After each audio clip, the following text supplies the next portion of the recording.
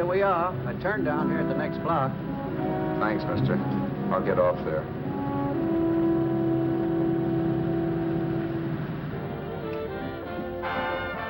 Want anything else? No. Hey, you. Me? Yeah, you. Where you heading? East. Too bad. I thought if you was heading north, I might be able to help you out. I'm pushing the Salt Lake, and I don't like to ride alone at night. I'm one of those guys that got to talk or I fall asleep. Oh, sure, now my partner, he's got Lou to keep him company, but I ain't got nobody at all. Where you coming from? West. Yeah, sure, I know, but where, L.A.? Maybe. Got a cousin out in L.A. You don't say. Yeah, he's been out. You're not much of a talker, are you? My mother taught me never to speak to strangers. Oh, a wise guy. So what? Okay, don't get sore. Just trying to be sociable, that's all.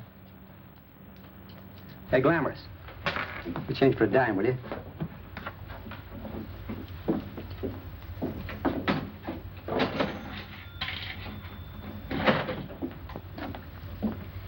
Let's have something quieter this time, Joe. My head's splitting. Is that what's wrong with it? Done with your coffee? No. And don't rush me, will you?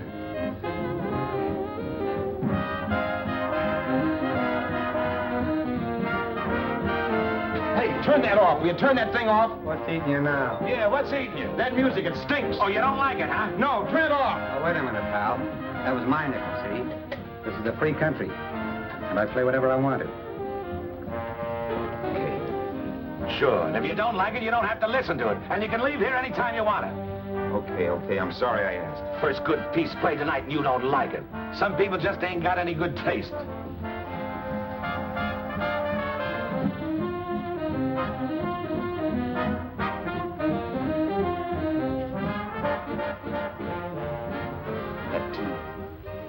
That tune.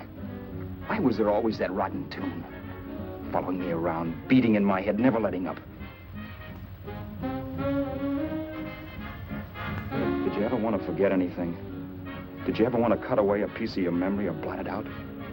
You can't, you know. No matter how hard you try. You can change the scenery. But sooner or later, you'll get a whiff of perfume or somebody will say a certain phrase or maybe hum something. Then you're licked again. I can't believe that you're in love with me.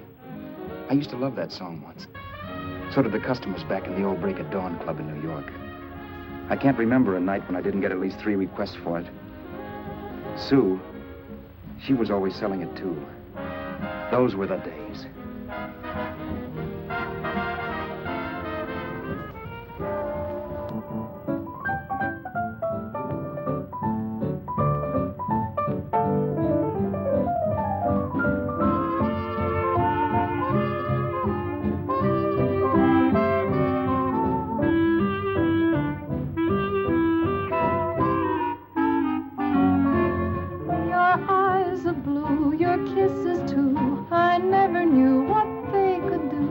I can't believe that you're in love with me. You're telling everyone you know that I'm on your mind each place you go. They can't believe that you're in love with me. I have always placed you far above me. I just can't imagine that you love me. And after all is said and done, to think that I'm the lucky one, I can't believe that you're in love with me.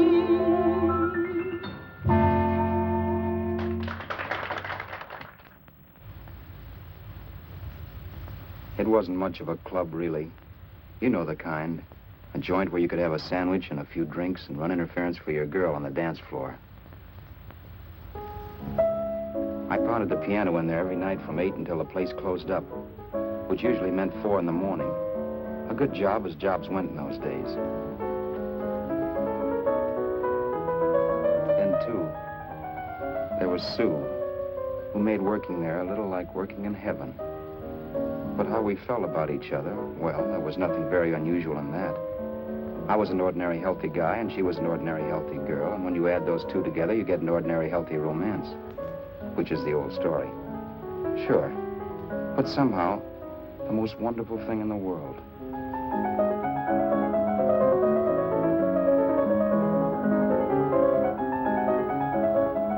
All in all, I was a pretty lucky guy.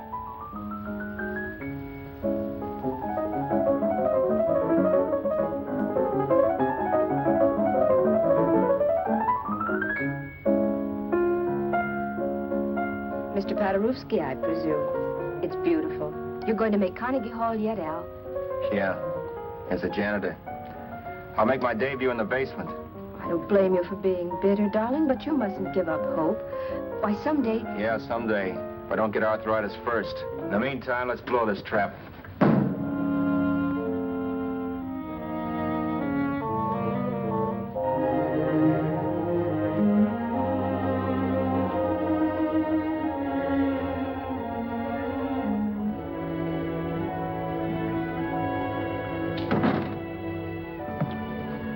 Like to get something to eat, hon? Oh, I don't think so, Al. I lose my appetite working in this flea bag. Let's go home. Okay. I can't stand much more of that dump. Did you see that drunk tonight trying to paw me? No, what drunk? Does it matter what drunk? Say, what's the matter with you tonight, darling? That's the third time you started to tell me something and then stopped. We shouldn't have any secrets from each other, Sue. Next week, we're going to make with the ring and the license. You and me will be a team. Yes, that's right. In the Bush League. I don't get you. We've been struck out. It's a funny way to talk, darling. Don't you want to marry me? Al, look, I love you. You know I do, and I want to marry you. But? But not now. Only after we've made good. Sunday, I'm going away. Oh, I know you'll think it's silly. That's why I hesitated to tell you. But I'm going to California. I want to try my luck in Hollywood. That's the most stupid thing I ever heard of. Don't you know millions of people go out there every year and wind up polishing cuspidors? I thought you had better sense. You sound as if you don't think I have any talent. That has nothing to do with it. I'll make out all right. Maybe. But what about me? Doesn't it mean anything to you that you're busting up all our plans? We may not see each other for years? It won't be that long. I thought you loved me. I do. You know I do. Well, here we are. Al, why can't you see my side of it? I'm young. We both are, and we've got all the time in the world to settle down. Oh, really, darling, what I'm doing is the only sane thing to do. I hate the thought of being so far away from you, but we'll be together again someday. Maybe you'll decide to come out too later on. So long. Al, aren't you going to kiss me goodnight? Sure, why not? Good night.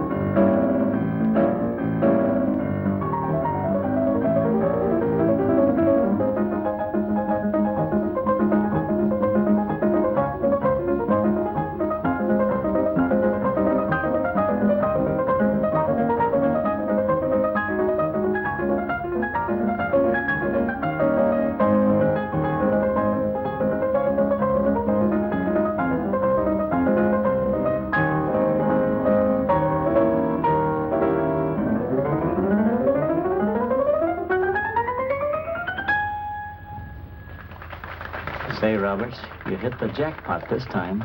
$10. Thanks.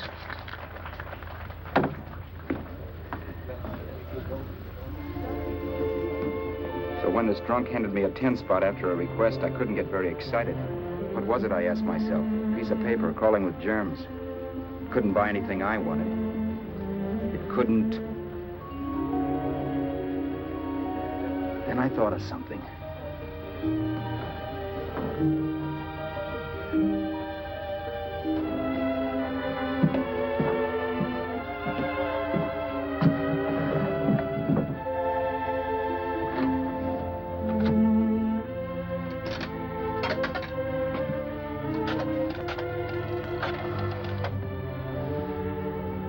Long distance.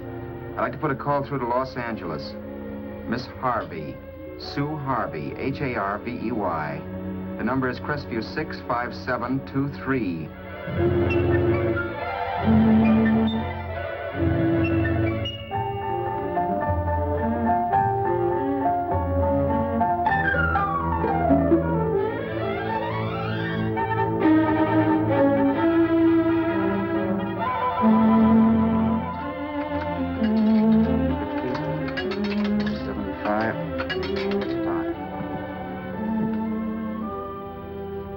Hello, Sue? This is Al. Oh, baby, it's great to hear from you, too. What's that? You do? Oh, me too, darling. I thought I'd go batty without you. I just had to... Huh? You're working as a hashlinger? Gee, honey, that's tough. Those guys out in Hollywood don't know the real thing when it's right in front of them. You just stick it out, Sue, baby. Keep going around to those casting offices. I'm sure you'll click. Look, I'll tell you what. You stay put out there, I'll come to you. No, don't try to stop me. Just expect me. Train? Who knows? Train, plane, bus, magic carpet. I'll be there if I have to crawl. If I have to travel by pogo stick. And then, let's get married right away, huh? That's the stuff. That's what I've been wanting to hear you say. Well, goodbye for now. I'll be seeing you soon. Yeah. Bye. The only way I could cross country was to thumb rides. For even after hawking everything, I only had enough money to eat. Money. You know what that is. It's the stuff you never have enough of. Little green things with George Washington's picture that men slave for, commit crimes for, die for. It's the stuff that has caused more trouble in the world than anything else we ever invented. Simply because there's too little of it. At least I had too little of it. So it was me for the thumb.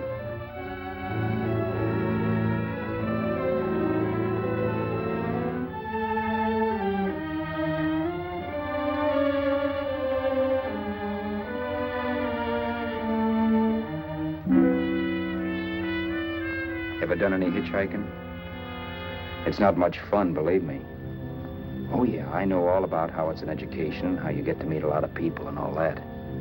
But me, from now on, I'll take my education in college, or in PS 62, or I'll send $1.98 in stamps for 10 easy lessons.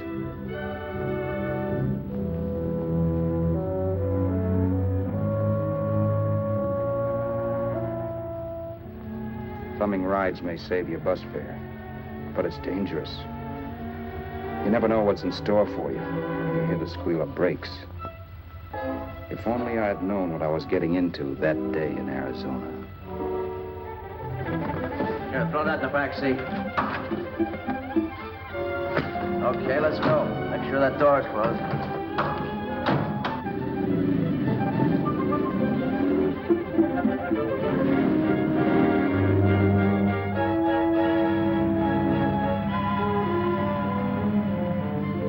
You know, Emily Post ought to write a book of rules for guys thumbing rides. Because as it is now, you never know what's right and what's wrong. We rode along for a little while, neither one of us saying anything. I was glad of that. I never know what to say to strange people driving cars. Then, too, you can never tell if a guy wants to talk. A lot of rides have been cut short because of a big mouth. So I kept my mouth shut until he started opening up. Hand me that little box in the compartment, will you, pal? Hold the wheel, will you?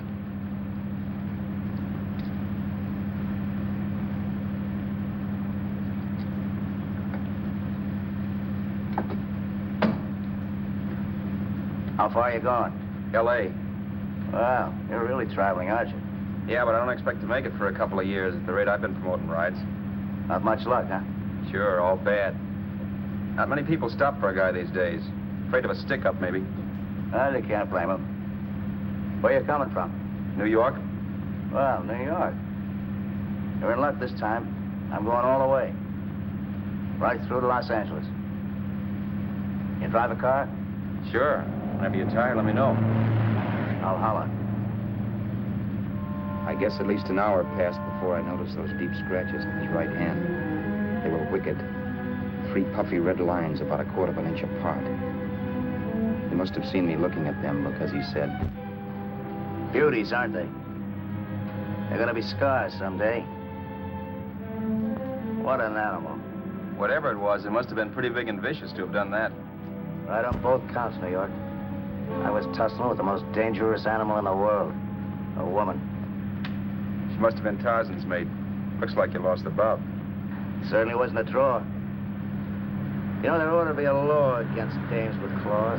Yeah. I tossed her out of the car in her ear. Was I wrong?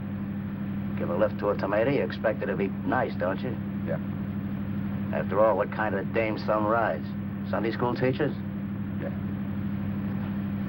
A little witch. She must have thought she was riding with some fall guy. And me, who's been booking horses around racetracks since I was 20. I've known a million dames like her. 2 million. Yeah. Stopped the car, opened the door. Take it on the Arthur Duffy sister, I told her. That's the stuff.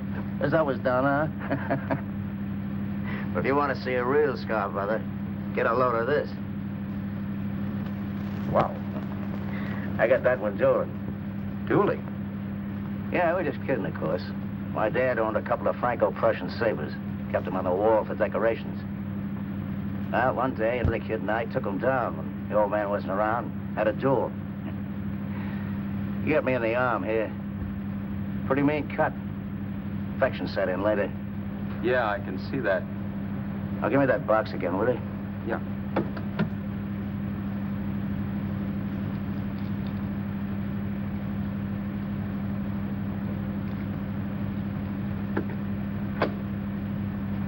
Pain made me lose my head, I guess. I began slashing. Before I knew it, I'd put the other kid's eye out. That was tough. Well, it was just an accident, of course. But you know how kids are. I got scared and decided I was going to run away from home. Old man almost caught me when I was packing my duds.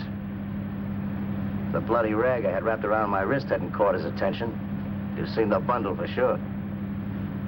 But I beat it when he was phoning for a doctor. That was 15, 16 years ago. I haven't been home since. Pull in there for a bite or something, huh? A bite or something. Brother, was I hungry. I hadn't had anything in my stomach for hours. Yet even with that gnawing in the pit of my belly, I didn't want to be in too big a rush to put on the feed bag. First, I had to make sure this guy knew the score. If I got him down on me, goodbye ticket to Hollywood. I'll wait out here for you, mister. If it's the money, don't worry about paying for it. This time it's on me. Well, that's what... Haskell, think nothing of it. You make your first million, maybe you can do the same for me. Come on, New York. I gotta make the West Coast by Wednesday. There's a horse running at Santa Anita named Paradiesical. Means to order me if I'm on him. We'll make it all right. He did most of the talking during the half hour we were in the place. I ate. He rambled on about his old man, whom we hadn't heard from since he ran away as a kid. Now he happened to become a bookie. And then all about how he got rooked in Miami. One race, 38 grand. They cleaned out my book. How do you like that? That was tough luck. Yeah, and I'm supposed to be the smart guy. Well, you just wait. I'm going back to Florida next season with all kinds of jack. And you watch those stinkers run for cover. Want anything else? No, thanks. I've had plenty.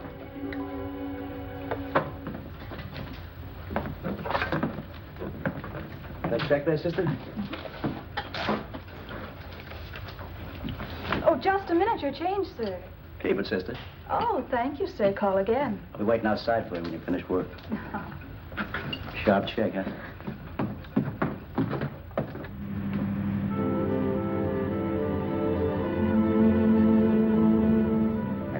that night while Haskell slept like a log. After a while, I began to get sleepy myself.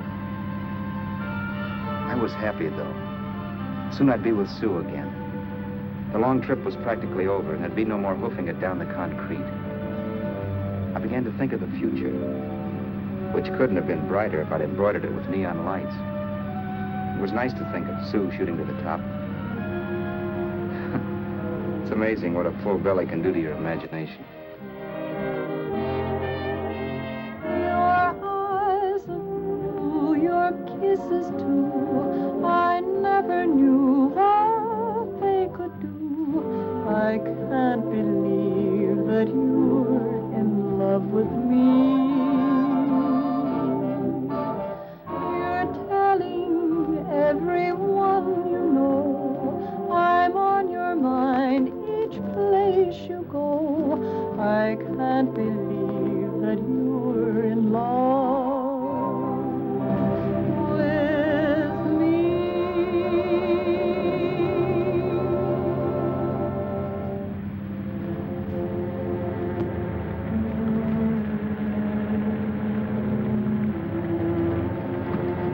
Mr. Haskell?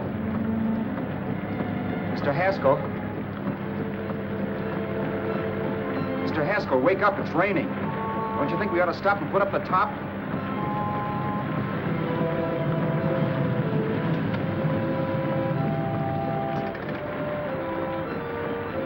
Mr. Haskell, I'm going to put up the top.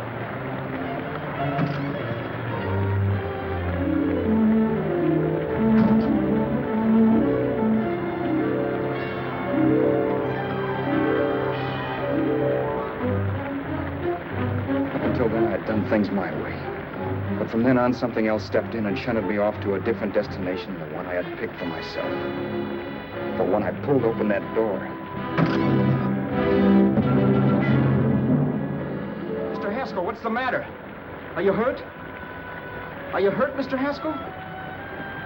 Start your sermon. I'll listen to it. But I know what you're going to hand me even before you open your mouths. You're going to tell me you don't believe my story of how Haskell died and give me that don't make me laugh expression on your smug faces. I saw at once he was dead, and I was in for it. Who would believe he fell out of the car? Why, if Haskell came too, which of course he couldn't, even he would swear I conked him over the head for his dough. Yes, I was in for it. Instinct told me to run, but then I realized it was hopeless. There were lots of people back down the road who could identify me. That gas station guy and the waitress. I would be in a worse spot then, trying to explain why I beat it. The next possibility was to sit tight and tell the truth when the cops came. But that would be crazy. They'd laugh at the truth. And I'd have my head in the noose. So what else was there to do but hide the body and get away in the car? I couldn't leave the car there with him in the gully. That would be like erecting a tombstone.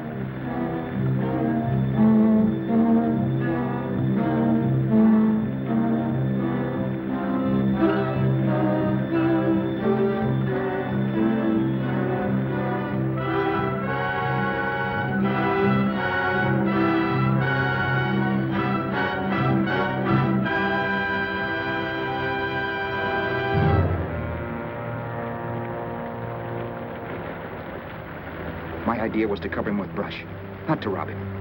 But then I remembered that even if I only drove the car for 100 miles or so, I would need money for gas. Besides, it was stupid of me to leave all that money on a dead man. Not only that, I'd have to take his driver's license in case I was stopped for something. I didn't like to think about it, but by that time I'd done just what the police would say I did, even if I didn't. My clothes. The owner of such an expensive car would never be wearing them. Some cop might pull me in on suspicion.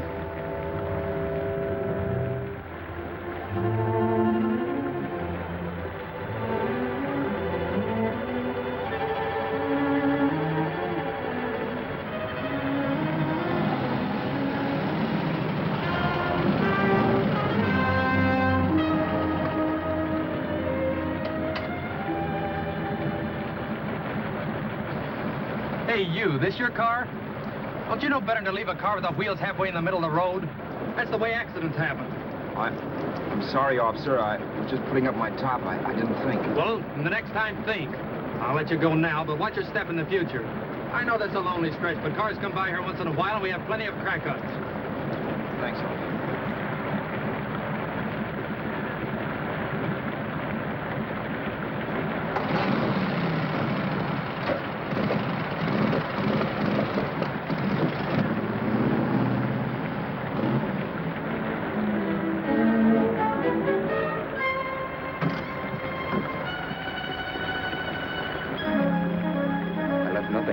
give me away as Roberts.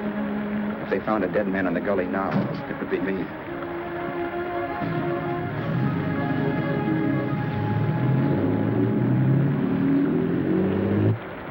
As I drove off, it was still raining, and the drops streaked down the windshield like tears. I kept imagining I was being followed and that I could hear sirens back in the distance. Just how long it took me to cover the 60-odd miles to the California state line, I don't know. I lost all track of time. But the rain had stopped and the sun was up when I pulled up to the inspection station. Hello? Carrying any fruits or vegetables? No. Any livestock or poultry? No. I'd like to see your registration and driver's license, please. Anything in the baggage compartment? Just baggage. Charles Haskell, Jr., age 30, brown eyes, dark hair. Identifying marks, none. Are you Charles Haskell, Jr.? Yes. Well, remember, if you're employed and you stay over 30 days, you take out California plates. All right, officer, but I'll only be in the state a short while. Right, you can go now.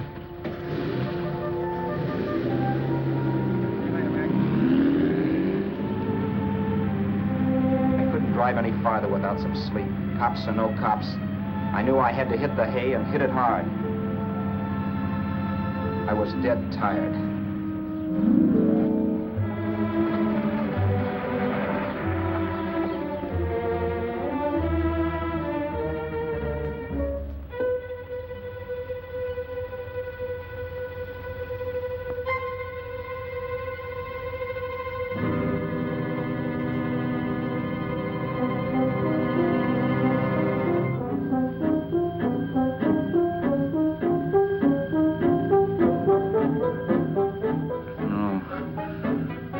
Mr. Haskell.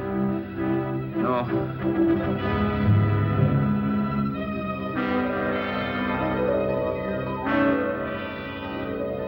Mr. Haskell, you can't die. They'll think I did it. No, Mr. Haskell. No. No.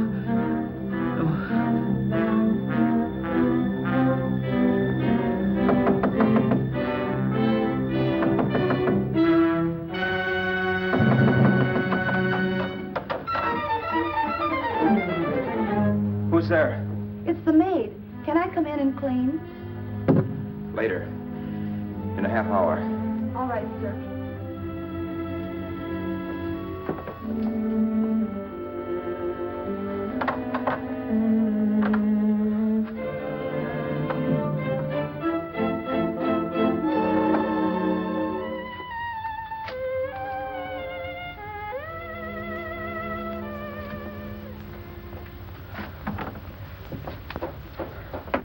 There was no time to lose.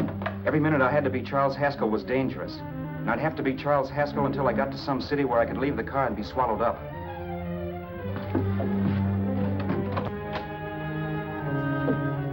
That meant driving the car as far as San Bernardino, maybe even to Los Angeles. In a little town, I might be noticed, but in a city, I should be safe enough. Then, after I ditched the car, I could go on to Sue. But those 5 minutes at the state line made me realize it might be a good idea to find out a little bit about Mr. Haskell. Then if anybody asked me questions, I could give the right answers. The first thing I found out was that I had $768. This was a lot of jack, but believe me, it was the kind of money I'd rather not have.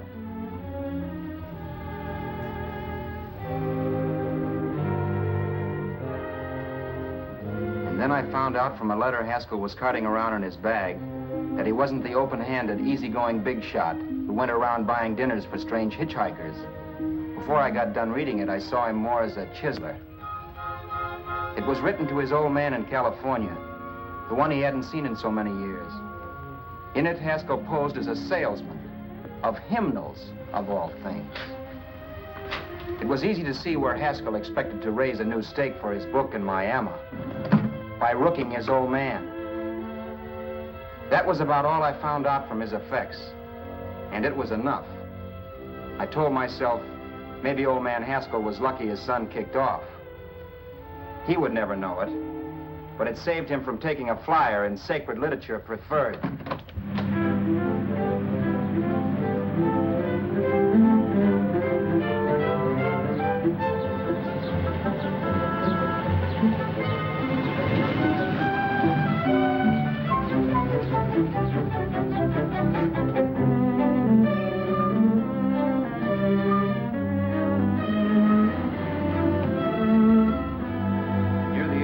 Desert Center, I pulled up for water. There was a woman. Hey, you! Come on if you want to ride.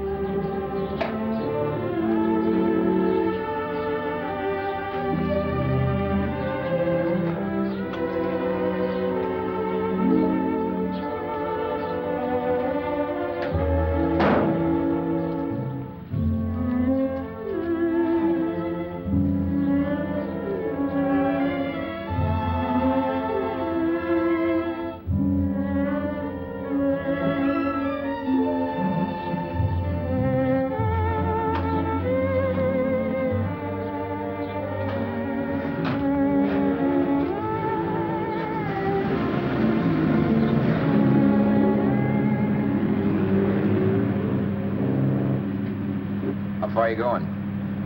How far are you going? That took me by surprise, and I turned my head to look her over. She was facing straight ahead, so I couldn't see her eyes. But she was young, not more than 24.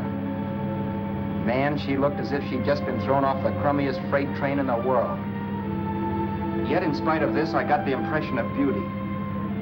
Not the beauty of a movie actress, mind you, or the beauty you dream about when you're with your wife, but a natural beauty. A beauty that's almost homely because it's so real. Then suddenly she turned to face me. How far did you say you were going? Los Angeles? L.A.? L.A.'s good enough for me, mister. That's what I was afraid of. What'd you say? Oh, nothing, just thinking out loud. People get in trouble for doing that. What's your name? You can call me Vera if you like. You live in Los Angeles? No. Where are you coming from? Oh, back there. Needles? No. Oh, sure, Phoenix. You look just like a Phoenix girl. Are the girls in Phoenix that bad? The girl must have been pretty tired, because she fell asleep not 20 minutes after she stepped into the car. She lay sprawled out with her head resting against the far door, like Haskell. I didn't like that part of it much, but I didn't wake her up. It wasn't that this girl still worried me. I'd gotten over that funny feeling I had when she looked at me, which I put down as just my jangled nerves. With her eyes closed and the tenseness gone out of her, she seemed harmless enough. And instead of disliking her, I began to feel sorry for her. The poor kid probably had had a rough time of it. Who was she anyway? And why was she going to Los Angeles? And where'd she come from in the first place? The only thing I knew about her was her name. Not that it made any difference. A few hours more and we'd be in Hollywood. I'd forget where I parked the car and look up Sue. This nightmare of being a dead man would be over. Who this dame was, well, it was no business of mine. Where did you leave his body? Where did you leave the owner of this car? You're not fooling anyone. This buggy belongs to a guy named Haskell. That's not you, mister. You're out of your mind. That's my name, Charles Haskell. I can prove it. It's my driver's Save license. yourself the trouble, mister. Having Haskell's wallet only makes it worse. It just so happens I rode with Charlie Haskell, all the way from Louisiana. He picked me up outside of Shreveport. You rode? You heard me. Then it all came back to me. All the talk about dueling and scars and scratches. There was no doubt about it. Vera must be the woman Haskell had mentioned. She must have passed me while I slept. Well, I'm waiting. My goose was cooked. She had me. That Haskell guy wasn't dead yet. He wasn't stretched out stiff and cold in any Arizona gully. He was sitting right there in the car, laughing like mad while he haunted me. Well? There was nothing I could say. It was her move. Vera, whatever her name was just my luck picking her up on the road. It couldn't have been Helen, or Mary, or Evelyn, or Ruth. It had to be the very last person I should ever have met. That's life. Whichever way you turn, fate sticks out a foot to trip you.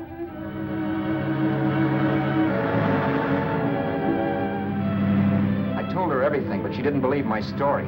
I should have saved my breath. That's the greatest cock and bull story I ever heard. So he fell out of his car. Say, who do you think you're talking to, a hick? Listen, mister, I've been around, and I know a wrong guy when I see one. What'd you do, kiss him with a wrench? Now, wait a minute. What I told you was true. You see, that's why I had to do it. You think I killed him? Well, the cops would have thought so, too. Yeah, well, maybe they still think so. What makes you so sure I'll shut up about this? Vera, I'm innocent. Give me a break, will you? It won't do me any good having you pinched. The cops are no friends of mine. Now, if there was a reward, but there isn't. Thanks. Don't thank me yet. I'm not through with you by a long shot. Let's see that roll.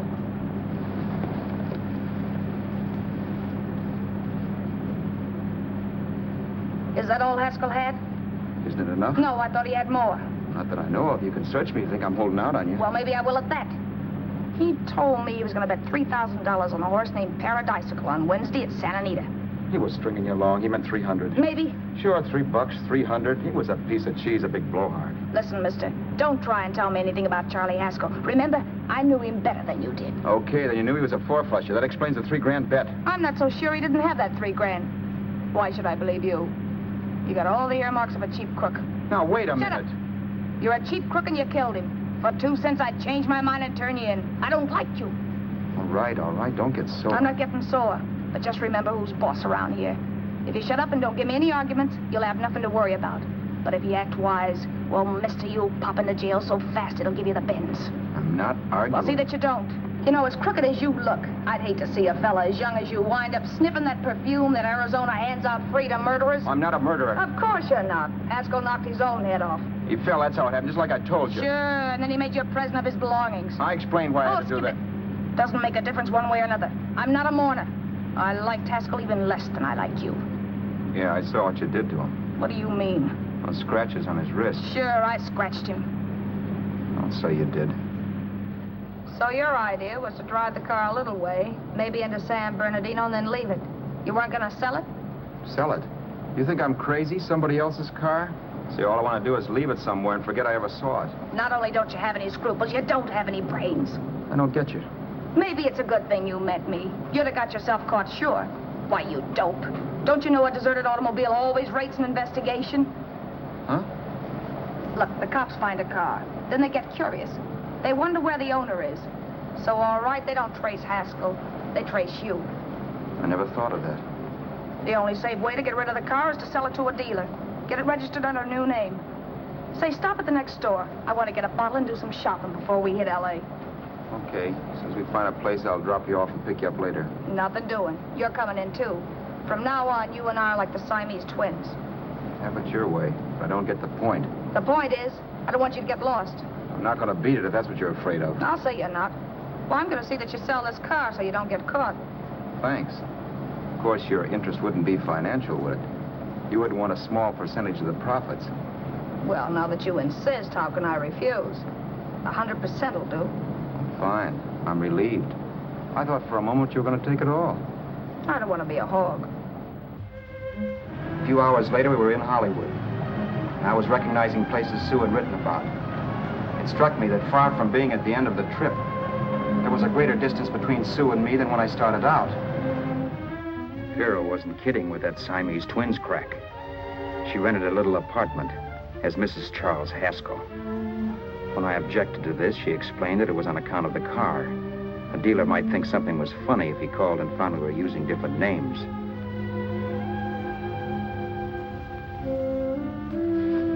Home, sweet home. Yeah. Not bad either.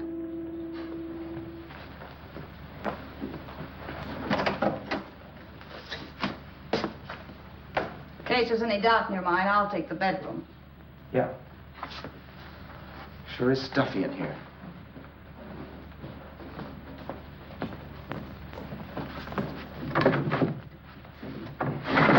Keep the window shut. Okay. The old crow downstairs said there's a folding bed behind this door.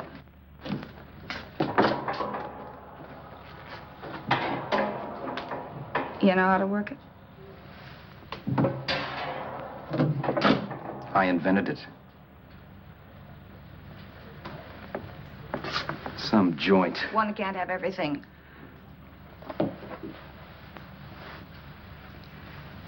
I'm first in the bathtub. I don't know why, but I figured you would be.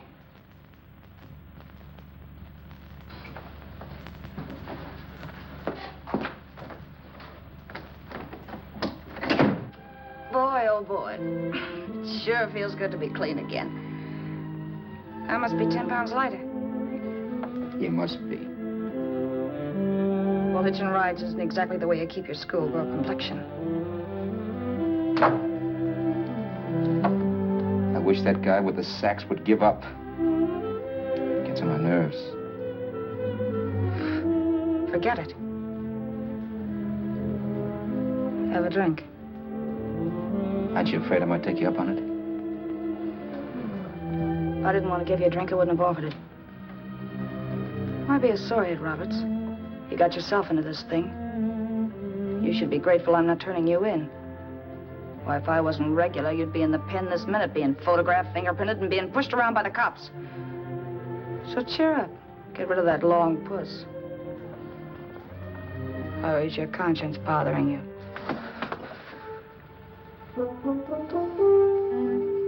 No. It isn't. Swell. That's the spirit. He's dead and no moaning around will bring him back. Anyway, I never could understand this worrying about something that's over and done with. Now look, Vera, for the last time I didn't kill him. Haskell was a sick man. Maybe he was dead before he fell out of the car. I don't know. Sure. He died of old age.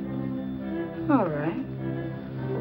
So if it'll make you sociable, you didn't kill him.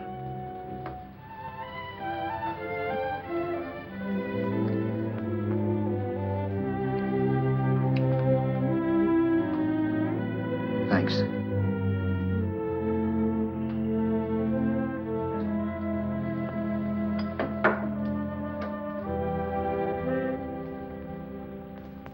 We're out of liquor, Roberts. Yeah. Too bad. I felt like getting tight tonight. Well, I think you succeeded. Am I tight? As a prima donna's corset. That's good. I wanted to get tight. Why? What have you got to get tight about? Oh, I don't know. Few things. You should have my worries. If I had your troubles, I'd stay sober. And I've got the key to that door. Yeah. Maybe you're right. I'm always right. You know, I don't like your attitude, Roberts. Well, there's a lot of things I don't like. Sure. But life's like a ball game. You gotta take a swing at whatever comes along before you wake up and find it's the ninth inning. You read that somewhere. That's the truth, Roberts. All you do is bellyache. Taking it easy and, well, trying to make the best of things. But maybe that's what's wrong with the whole world. Get the professor. People knock themselves out trying to buck fate. Now, take you, for instance. You're lucky to be alive. Why, suppose Haskell had opened your door. You'd be playing a harp now. Think of that. You think of it. I'm tired of thinking. There's plenty of people dying this minute. I would give anything to trade places with you. I know what I'm talking about. I'm not so sure. At least they know they're done for. They don't have to sweat blood wondering if they are. Your philosophy stinks, pal. We all know we're going to kick off someday. It's only a question of when. But what got us on this subject anyway? We'll be discussing politics next. Yeah. Where'd you hide the butts? On the table, sucker.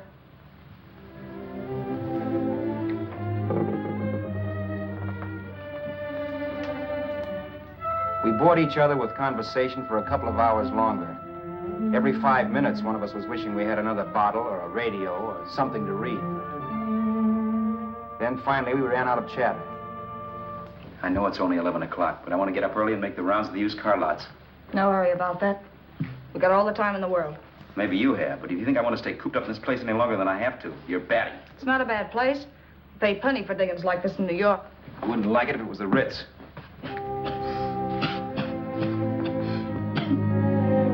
brought me liquor. You got a mean cough. Ought to do something about it. I'll be all right. That's what Camille said. Who? Nobody you know. Wasn't that the dame that died of consumption? Yeah. Wouldn't it be a break for you if I did kick off? You'd be free with all Haskell's dough and car. I don't want to see anybody die. Not even me. Especially not you. One person died of me. If you did, well, that's all I need.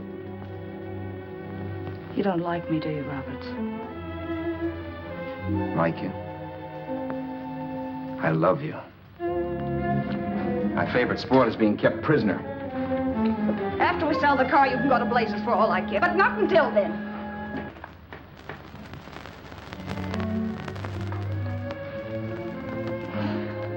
I'm going to bed.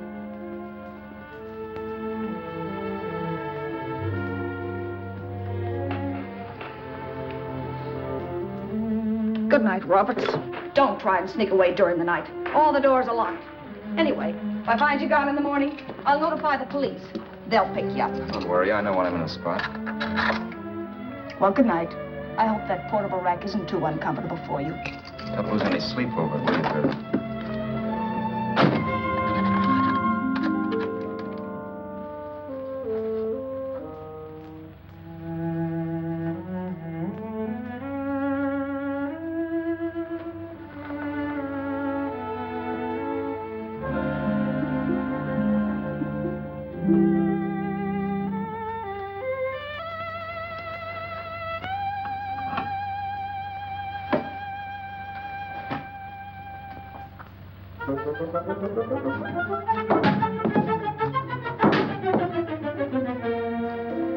Crestview. 6, 5, 7, 2, 3. Hello? Hello?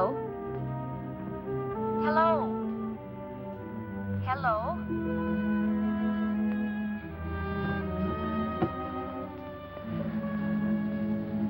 No. Not yet, darling. Tomorrow. Maybe. If this were fiction, I would fall in love with Vera, marry her, and make a respectable woman of her. Or else she'd make some supreme Class A sacrifice for me and die.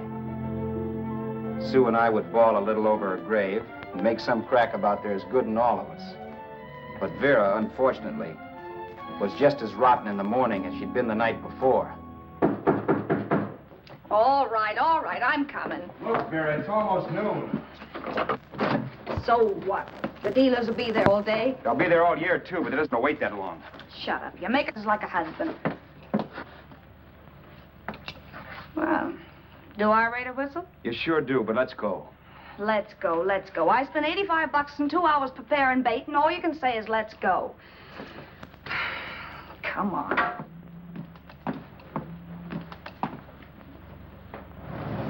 We passed a few used car lots last night down this way. What do you think we can get for this heap? I don't know. Plenty. You let me handle everything. Think we can get $2,000? I don't know, but don't worry. I'll squeeze as much out of this guy as I can. If I let it go cheap without a fight, he might think we've stolen the car. And listen, don't make any slips and call me Roberts. That'll cook us. I don't need you to tell me that. You better just sit by and keep your mouth closed. Remember, we're both in the soup if anything happens. Forget it and drive. You're my wife, Vera Haskell. Look, after the deal's closed, let's go back to that place on Hollywood Boulevard where I saw the fur jacket. I want to buy it. After the deal's closed, I'm saying goodbye to you. That's right, I forgot. I guess I'm getting kind of used to you. Well, that's a habit you could start breaking. Let's try this place in the middle of the block.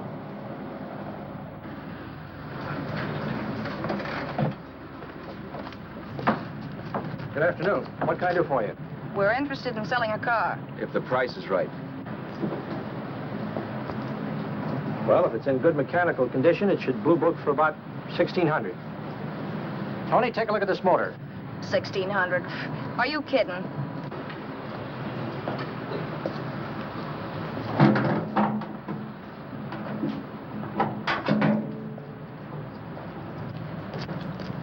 Well, maybe 1850.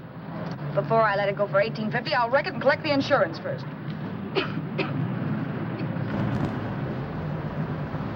Lady, this motor's seen a lot of driving.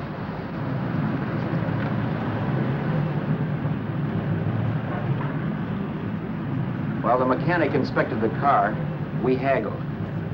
At last, when we were all worn out, we hit a compromise. His price. Okay, it's a deal. All right, come in, we'll sign the papers. I have the ownership papers right here with me.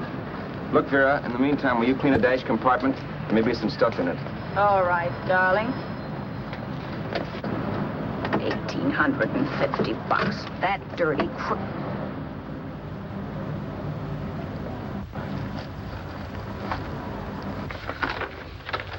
In New York, huh? Yeah. But you bought the car in Miami? Yeah. Well, now let's see about the insurance. We can either have it transferred or canceled. What kind of insurance do you have, Mr. Haskell? Well, aren't all the papers there? I don't see any. Surely you know what type of insurance you carry in the car. The name of the company? Yeah, but, Well, if you'll just tell me the name of the company, I'd be very glad to take care of all the details. well, Did you sign the papers yet? not yet. Well, don't. We're not selling the car. Well, wait a minute, Mrs. Haskell. Come on, darling. What's the matter? You changed your mind? Yes, I'm sorry. I guess I have. But, Vera... Let's go.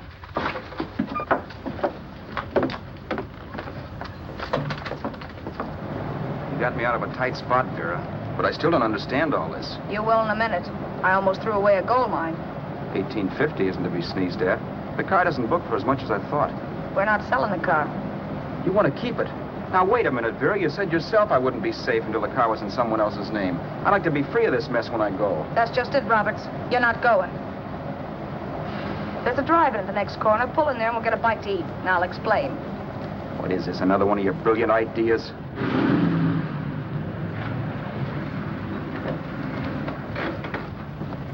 Oh, I take your order? Make mine a ham sandwich and coffee. And for you, sir? Oh, I don't care. The same. Thank you.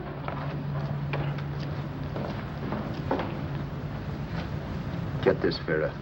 I've been pretty patient so far. I've done everything you asked me to do, but no more. Shut up. You've taken Haskell's money.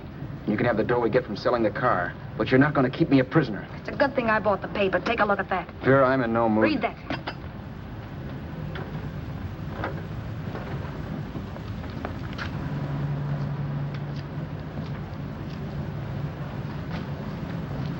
No. Yes. No, I won't do it. Yes, you will. You think I'm crazy? It's impossible, I tell you. Excuse me.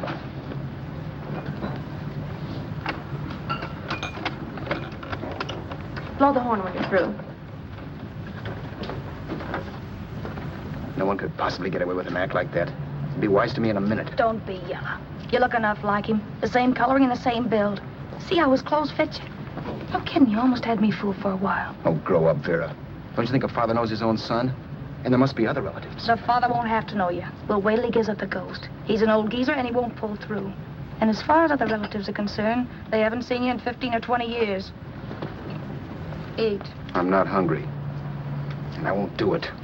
It's not as tough as it sounds. Remember, you've got all kinds of identification. His car, letters, license. I could never get away with it. It's the stupidest thing I've ever heard. The old boy has scads of dough. Look in the paper there. Personal fortune assessed at over $15 million. He'll leave plenty, I tell you. Maybe he cut off his son. How do we know? It's out, Vera. I won't have anything to do with it. I think you will. Look, Vera, I'll do anything within reason. But not that. So forget it. Find yourself another stooge. You sap. You'll be fixed for the rest of your life as Charlie Haskell. You can take your inheritance and go away. No more worrying about the rent, no sweating, scheming, wondering where your next meal's coming from. Think about that, Roberts. Vera, please, you're talking too loud. On this, I'm splitting 50-50 with you. Sure, why not? We're both alike, both born in the same gutter. Now, take it easy, Vera. There's people around here. You don't know what you're talking about. We'll wait till we read that old man Haskell's dead. Then you show up. Like you read in New York that he was sick. No. Suppose he doesn't die. He will. I know he will. Something tells me. But as much as I insisted I would have no part of her scheme, Vera was taking it for granted I would. Neither of us had our mind on the cards as we played that night. I knew we were just trying to kill time between newspaper editions. This was a death watch for Vera. Maybe it was for me, too. Don't you realize if I'm caught, they'll want to know where I got the car and stuff, and they'll have me on a murder charge. If you're smart, you won't get caught. I knock for 7. And if I'm caught, don't you realize you'll be out, too? 18 points. That gives me 30. How will I be out? You'll be out $1,850 we would have gotten on the car. Really, Vera, you'd be an awful chump if you threw away all that dough on a dizzy long shot. Let me sell the bus tomorrow. With the money it'll bring and what you've already got, a clever kid like you can run it up in no time. Then we'd both be in the clear. I'll be in the clear anyway. Maybe. But if I got caught, I'd get good and sore at you, you know. You mean you'd squeal? Well, no, not squeal exactly. Never mind what you meant. Even if you did tell the cops I was in on it with you, what could they do to me? They might give me the same medicine they gave you. Yeah. A rope. But I'm on my way now. All I'll be doing will be rushing it. All right. But think of the $1,850 you'd lose. You'd kick yourself along the block if I let it get away from you. I'll take the chance. Want another drink? You're being a goon. That's the way people wind up behind the 8 ball. Once they get a few dollars, they become greedy and want more. My. Caesar. Who? You know that Roman general? He got his for being greedy. He wasn't satisfied, so the final wind-up was he took the count. A couple of days ago, you didn't have a dime. Why, you were so broke you couldn't pay cash for a postage stamp. Now you've got almost $700 with $1,850 in the offing. Take my advice. Don't try for more. I'm tired of this game. Let's have some blackjack. Play solitaire. Okay, I will if that's the way you feel about it. That's the way I feel about it. Getting sore and throwing things won't help much, Roberts. I'm really doing you a favor. I help you out of a jam by keeping my mouth shut. I show you how to make some soft money. And what thanks do I get? Thanks. Sure. Or would you rather call the cops and tell them you killed the man and stole his money? I didn't kill anybody. Yes, you did. No, I didn't. You know I didn't. All right, then. Suppose I call the cops. If you're innocent, what do you got to be scared of? Okay. Call them, you mutt. Go ahead and call them, see if I care. At least they'll give me a square deal. You want me to call them? You heard me. But I'm warning you. If I'm pinched, I'll swear you were in on it. I'll say that you helped me. If I fry, I'll get even with you. You wouldn't dare. You chicken. Yeah? Then try it and see. Call them. Yeah. Okay, I will.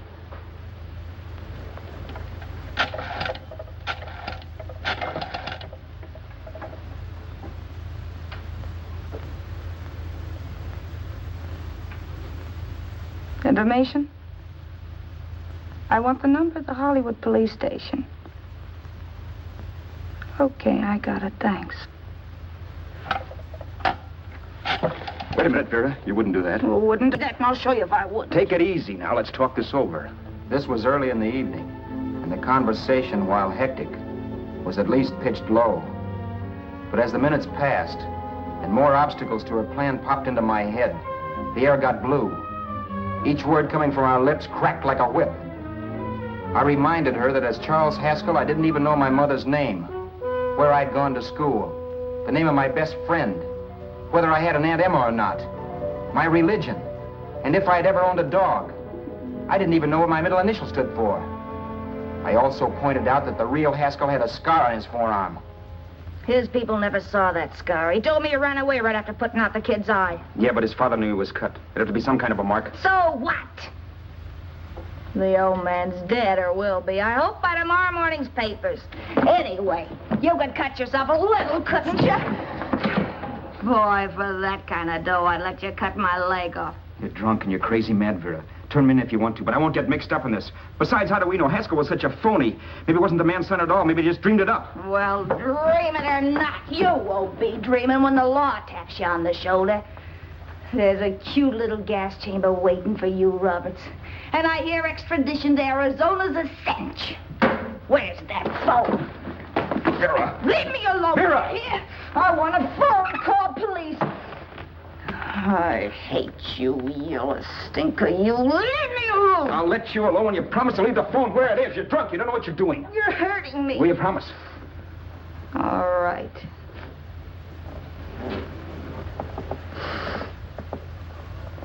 You hurt me. I'm sorry, but... And it's hot in here. Open up a window. It's not hot.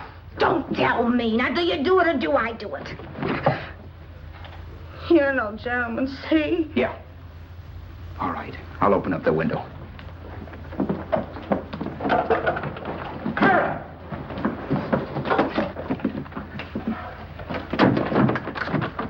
the door.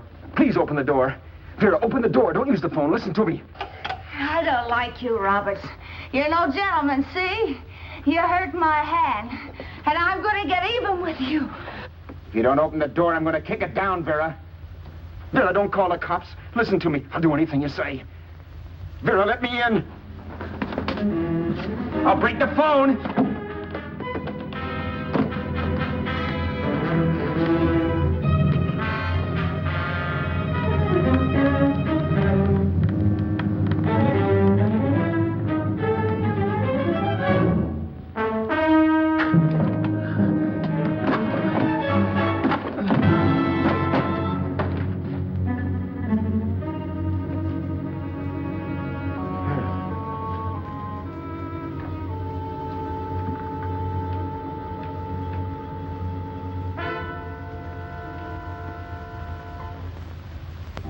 The world is full of skeptics.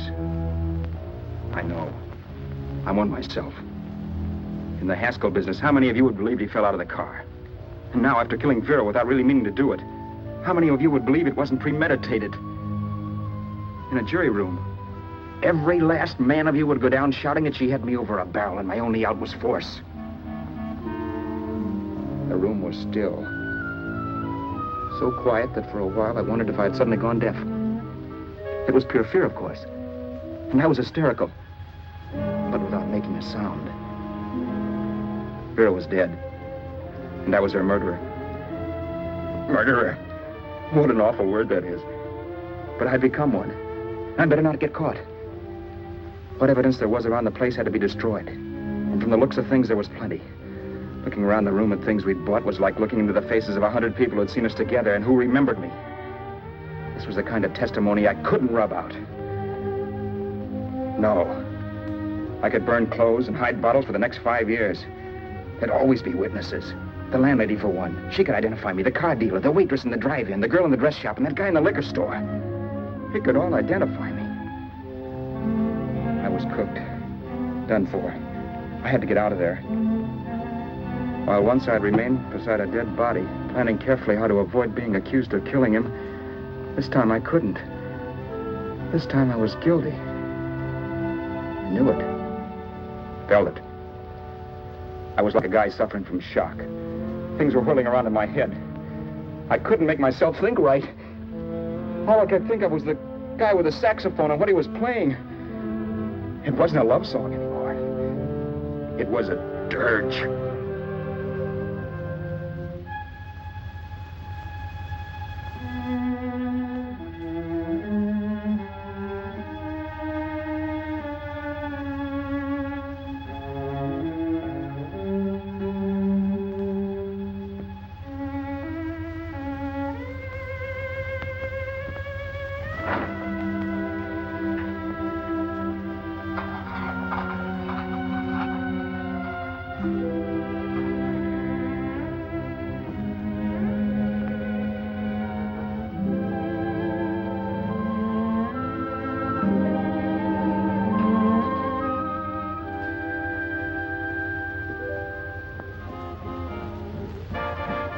Problems weren't solved.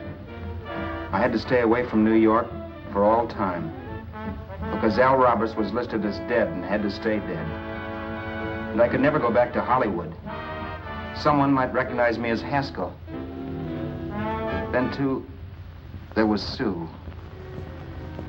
I could never go to her with a thing like this hanging over my head. All I could do was pray she'd be happy.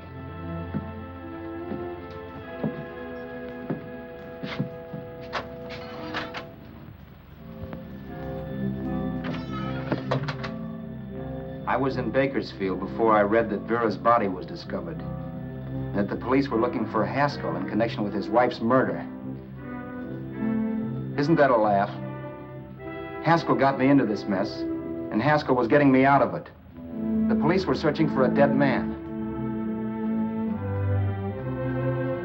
I keep trying to forget what happened, and wonder what my life might have been if that car of Haskell's hadn't stopped.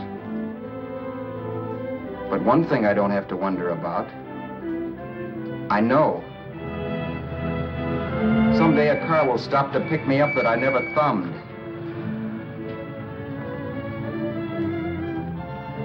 Yes. Fate, or some mysterious force, can put the finger on you or me for no good reason at all.